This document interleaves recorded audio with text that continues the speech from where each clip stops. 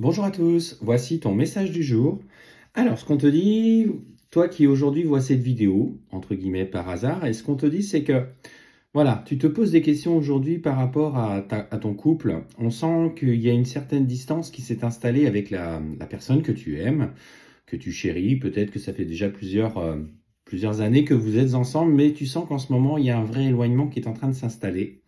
Et il est vrai que tu te poses des questions quant à la finalité de cet éloignement. On voit que tu es aujourd'hui consciente que les choses vont très mal et tu te demandes si finalement cette relation ne va pas se clôturer. On va aller voir un petit peu le conseil que l'on te donne, toi qui es dans cette situation. Alors c'est une guidance générale, ne prends que ce qui te parle bien sûr, écoute ce qui vibre avec toi. Et ce qu'on te dit, c'est qu'effectivement, malgré l'équilibre que vous aviez trouvé, ou en tout cas essayé de maintenir, notamment dernièrement, les échanges sont assez rudes, sont assez difficiles entre vous. On voit que tout est occasion pour lancer des piques, pour blesser l'autre. Et ce qui est important de comprendre, c'est que au-delà de ces interactions, on te dit prenez du recul. Prenez le recul nécessaire tous les deux. Alors, si vous pouvez en discuter posément, calmement, si les intentions de chacun, bien sûr, sont là aussi d'améliorer les choses, on te dit que pour autant, malgré les difficultés qui se passent à l'heure actuelle, il y a une vraie évolution qui peut se mettre en place, en tout cas au sein de votre foyer. On voit plutôt quelque chose de positif qui en découle. C'est une grosse crise que vous traversez, mais pour autant, ce qu'on vous dit, c'est que vous êtes liés par quelque chose de plus fort. Vos âmes se sont reconnues, vous avez eu une relation intense. Aujourd'hui, des peurs, peut-être des schémas répétitifs sont venus un petit peu empoisonner euh, ce lien qui vous unit. Prends le temps aujourd'hui de considérer qu'est-ce qui est mis en lumière chez toi, de quelle façon vous n'arrivez pas à agir, parce que ce qu'on te dit, c'est qu'au travers de ces expériences, vous allez en tout cas grandir. Votre couple a besoin aujourd'hui d'encore plus de s'ancrer dans quelque chose de plus concret.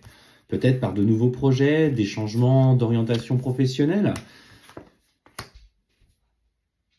Et notamment, tu vois, ce qu'on te dit, alors peut-être que ça va parler à certains, il y a notamment une femme qui s'est un peu immiscée dans votre relation. Je ne parle pas d'une autre femme, d'une tierce. Alors après, si c'est le cas pour vous, n'hésitez pas à faire à écouter ce que vous ressentez. Mais ce qu'on me dit, c'est qu'en particulier, il y a une femme qui a commis beaucoup d'erreurs, qui a cherché à déstabiliser votre relation. Celle-ci, dans les tirages, elle ressort quand même assez régulièrement.